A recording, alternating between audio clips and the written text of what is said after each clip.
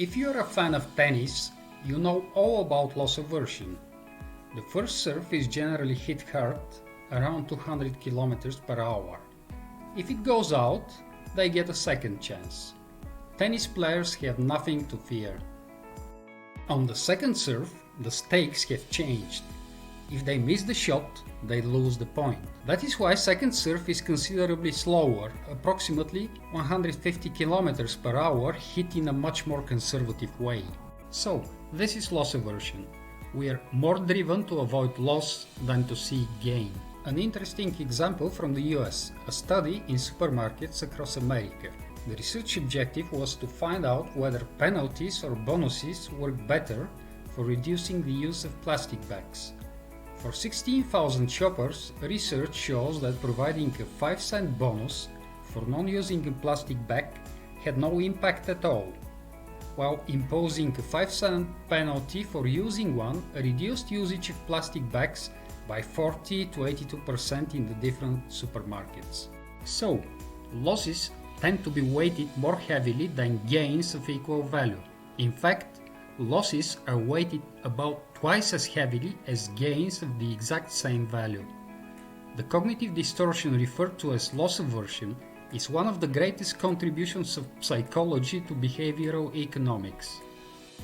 The concept is not new, yet its implications are surprisingly profound. So, how do we use loss aversion to change behavior and incite action? The strategy is twofold. 1. Make people feel there is nothing to fear if they do take the action we want them to take. Remember social proof. 2. Make people there is something to fear if they don't take the action. Here comes scarcity, which we discussed in lecture 4, and loss aversion, which we are discussing right now. We all have experienced how savvy retailers are using the principle of loss aversion to get us return our shopping trolleys. How do they do that? They make us put in a coin deposit. We are driven to get our money back, so we return the shopping trolley. The retailers are using fear of loss to drive behavior. Loss aversion plays a particularly significant role in pricing and promotion, and even affects product development.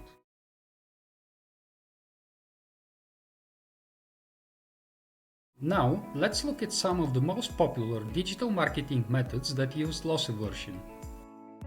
Discounts, coupons and rewards, free trials and product samples, pre-ordering options for new products, exclusive mailing lists for specific products and services, fear of missing out offers, communicating urgency or scarcity, both actual or implied, following up on customers with incomplete shopping carts or orders.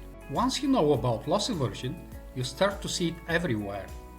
If you are in marketing for any length of time, you will eventually have someone tell you to throw in some loss aversion or add a countdown timer, build some urgency. But effective use of loss aversion comes with a warning. Have you ever added salt to a slice of pineapple? If you haven't, I strongly recommend you try it. A tiny pinch of salt has a way of bringing out the sweetness in the fruit, and the result is incredible. But if you add too much salt, you're just eating a salty pineapple. Loss aversion should be used like salt on a pineapple. A pinch of loss aversion can make your offer that much sweeter. A bucket of it leaves people with a funny taste in their mouths. When used the right way and sparingly, loss aversion can be a great tool for conversion rate optimization. We will look into a few ways you can get the conversion benefits of loss aversion without hurting your brand. Loss aversion works in digital marketing because it builds tension. The tension between what people have and what they want to have.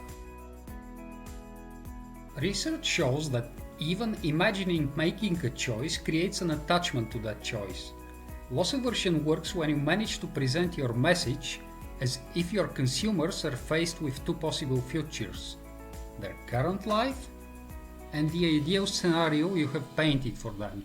So, the formula is: sell benefits hard, then push for a decision. That is a fantastic example from sumo. it's an abandoned cart email, the best time for loss aversion. Can you feel the pain? Sumo makes it crystal clear what you're missing by not signing up for their service. A massive email list, a marketing channel I can control, my content spreading like wildfire, engaged visitors. That is what great loss aversion marketing looks like. It's built into the foundation of this email copy. It goes way beyond telling you not to miss out and makes you crave the benefits of the product. Use loss aversion without too much urgency. If you have a really limited stock, say so. Your messaging doesn't need to be over the top. Just tell people that supplies are running low and you don't know when you'll have more.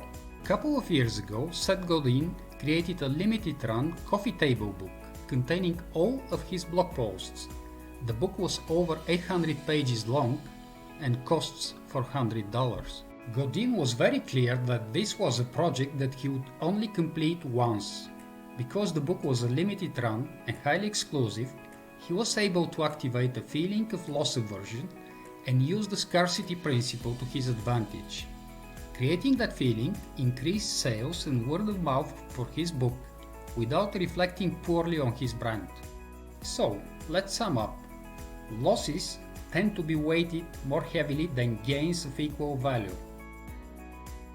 Some of the most popular digital marketing methods that use loss aversion are discounts, coupons and rewards, free trials and product samples, pre-ordering options for new products, exclusive mailing lists for specific products and services, fear of missing out offers, communicating urgency or scarcity, both actual or implied, following up on customers with incomplete shopping carts or orders. Remember, loss aversion is powerful. Loss aversion can help you increase conversion rates and brand engagement if you use it strategically. Don't forget to check out the step-by-step implementation guide for this lecture. Thank you for watching and see you in the next lecture.